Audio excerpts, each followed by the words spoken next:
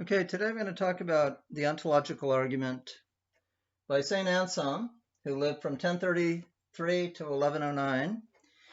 He was an Augustinian monk. He was the abbot of a monastery. Um, I'm going to talk about the ontological argument. It's probably one of the most well-known arguments in the history of philosophy. It's definitely one of the most interesting arguments. It's been all the great philosophers, just about all the great philosophers at some point in their life taken a stand on it. So let me go over the ontological argument first of all, and then I'll talk a little about it. The argument is, let me say a little about about Anselm. He was the Archbishop of Canterbury, and as I mentioned, his date. So he's way back. We're back in the 11th century. He was the Archbishop of Canterbury, and when he was in the monastery, he was in charge of the instruction of the monks. And what he wanted to do was to instruct the monks into, help them understand their faith better. He was Catholic. He's Saint Anselm. He's a Roman Catholic. He's in a monastery. He's in charge of the instruction of monks. They're all believers in God, so he was in charge of their instruction, and he wanted to, kind of increase their understanding of their faith. It's very important that Anselm is not trying to prove God in order to believe. No, he begins from belief, and he's seeking. His faith is seeking to. He wants to understand his faith better. So he's not trying to prove God in order to believe. He already believes. He wants to deepen his faith. Okay, that's very important. He already is located within the context of faith, and now he wants to deepen that faith.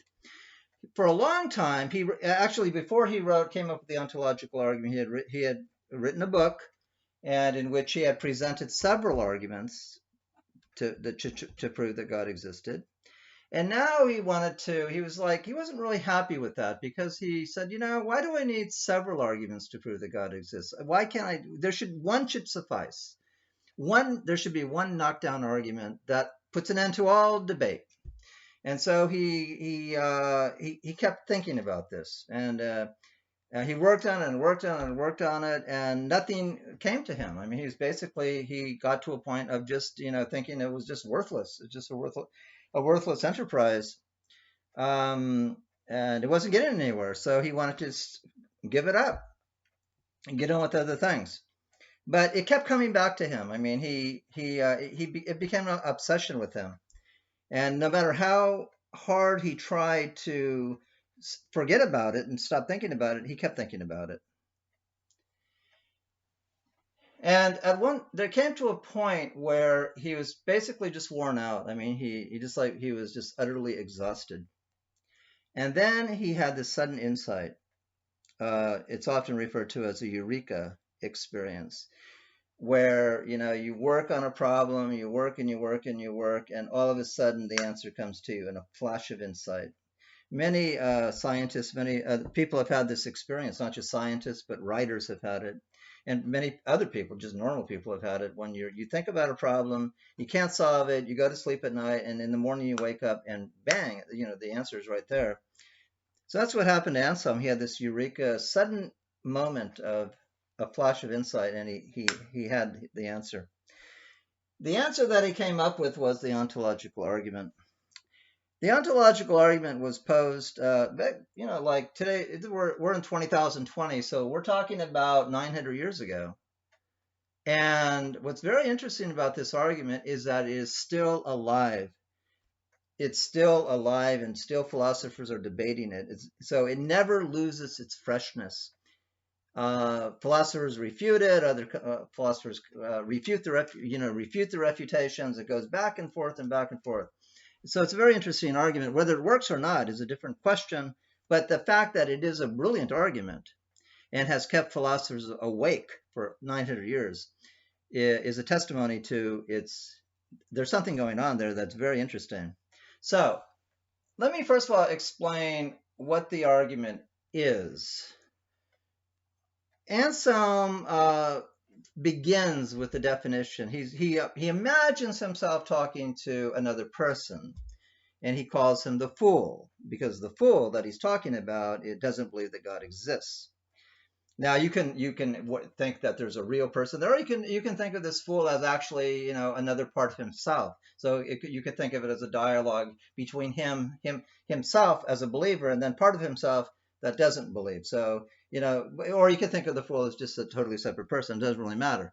But he imagines he's talking to this fool, and the fool says in his heart, there is no God. Now, this reference to the fool comes from a passage in the Psalms where it says the fool says in his heart, there is no God. So that's why he brings up the fool. What Anselm begins with is he begins with the definition of God. I mean, if you're going to deny God, you have to have some notion of what you're denying. So he says to the fool, what I mean by God is that than which none greater can be conceived. Now, that's an important, you have to really stop for a second, go over that definition, and kind of basically just memorize it, because it's going to keep coming up and up and up. That's the whole argument revolves around that definition. God is that than which none greater can be conceived. So whatever you can conceive, God is going to be at the top. And you cannot conceive anything greater than God. Now, let me say something about that, because it will come up later in the argument.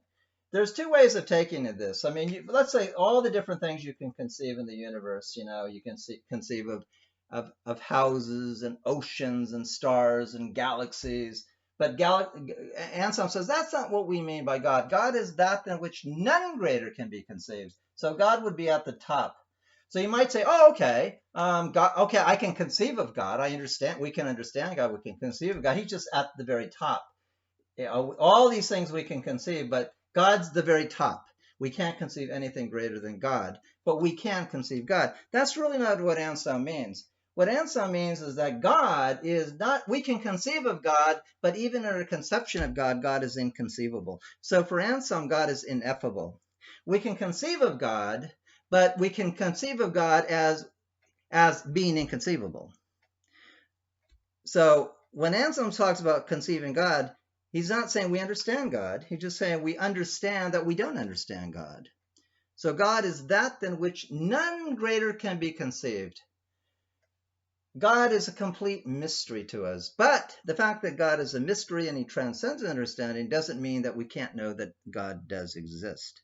Okay, that's what Anselm is trying to prove, that this God, than which none greater can be conceived, exists. And here's how his argument goes. It's the ontological argument. It's called the ontological argument because he's going to be arguing that we can know that God exists just by understanding what it means, just by understanding the definition of God as an existing being. It's not a cosmological argument which looks at the world and infers from things in the world that there had to be a creator. No, he just looks at the definition of God, and then from the definition, the existence will be part of the definition. That's what's going to be his argument. And it's an argument that many other great philosophers accepted. Descartes accepted it. He changed it a little, but basically accepted the ontological argument. Spinoza accepted it. Leibniz accepted it. Hegel accepted it. And the 20th century, Kurt Gödel, a great logician, offered a proof of it in using symbolic logic. Anyway, I'm going to go back to Anselm's argument. Here's the argument. Anselm says to the fool, he says, do you understand what I'm saying when I'm talking about God? And the fool says, yeah, I understand what you're saying. I understand what you mean by God. God is that than which none greater can be conceived. The fool says, he grants Anselm that. And the fool says to Anselm, he just says, but I don't believe that there is such a God. Okay, now Anselm is going to argue that when the fool says he understands what God means and yet at the same time denies God, the fool is contradicting himself. He's talking nonsense. That's Anselm's argument. So here's how it works. Anselm says, okay, so the fool admits that he can conceive of God, and I'll just use the word God, meaning that I'll just put that than which none greater as an abbreviation, that than which none that than which none greater, I won't write the whole thing out, none greater can be conceived. Okay. Now, Anselm, the fool says, I understand what you're saying, I just don't believe such a being exists. And Anselm says to the fool, either this God exists only in your mind as a concept, or this God that you're conceiving exists also outside of your mind. He gives the example of a painter. Before a painter paints a painting, he has the idea in his, or she has the idea in her mind, and then when she actually paints the painting, the idea is now, the painting is outside the mind. So the question that Anselm is interested in is, and the fool is interested, is that, is there a God outside of your mind, my mind, independent of my thought?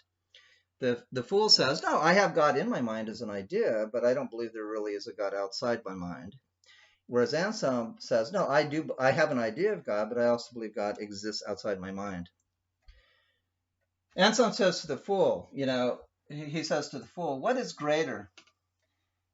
A God that exists only in your mind, exists only in your mind. That God exists only in your mind. It exists only in your mind, or a God that exists outside the mind. So also exists outside mind. Anselm says to the fool, the fool says, I can think, I'm thinking of God, but I'm thinking of God as not existing. And I'm thinking of that than which none greater can be conceived. I'm thinking of that than which none greater can be conceived as not existing. Anselm says, which is greater of these two? A God that exists only in your mind, which is what the fool says, or a God that exists also outside your mind? Of these two, which is the greater? And the fool says, well, yeah, of course, this is greater. It's a God that exists outside my mind is greater than a God that just exists in my mind. Okay, and Anselm says, okay, you just told me that you're thinking of God, you're thinking of that than which none greater can be conceived. And you just admitted that this God is greater than this God, a God that exists outside your mind. This is greater than this. The fool then, yeah, that's true. And Anselm says, you've just said you're thinking of that than which none greater can be conceived. If you are thinking of that than which none greater can be conceived, you're thinking of this, because this is greater than this. A God that exists outside your mind is greater than a God that exists only in your mind. If you're thinking of this, of that than which none greater can be conceived, you have to be thinking of God as existing also outside your mind. You have to be thinking of God as existing outside your mind, because you're thinking of that than which none greater can be conceived. And so Anselm is saying to the fool, you cannot logically deny that God exists if you are thinking about God. Because by definition, if you are thinking of that than which none greater can be conceived, you have to be thinking of God as existing outside your mind. And then Anselm then gets into the argument as to, he says, not only that, but you also have to be thinking of that than which none greater can be conceived. The God you're thinking of, it has to be a necessary God. It has to be a God that you cannot even think of as not existing, because of two choices between a contingent God that you can imagine as not existing and a God, a necessary being that you cannot even imagine as not existing. So now Anselm says, think of this, the God that you now if you're thinking of God, of that than which none greater can be conceived, you're either thinking of a contingent God or a necessary God, a God whose existence has to be the case. So a necessary being or a contingent being, which is greater? A necessary being is greater than a contingent being. So now Anselm says to the fool, if you're thinking of that than which none greater can be conceived, you have to be thinking of a necessary being, God, that exists. That's Anselm's argument. It's been 900 years since he wrote that argument. The argument has kept philosophers a lot, working on it. It's a brilliant argument, and it's brilliant. Anselm was a beautiful writer, so if you read it, it's in the form of a prayer. In the next video, I'll talk about some of the problems that philosophers have had with it, but that's the argument, and I'll leave it at that for right now.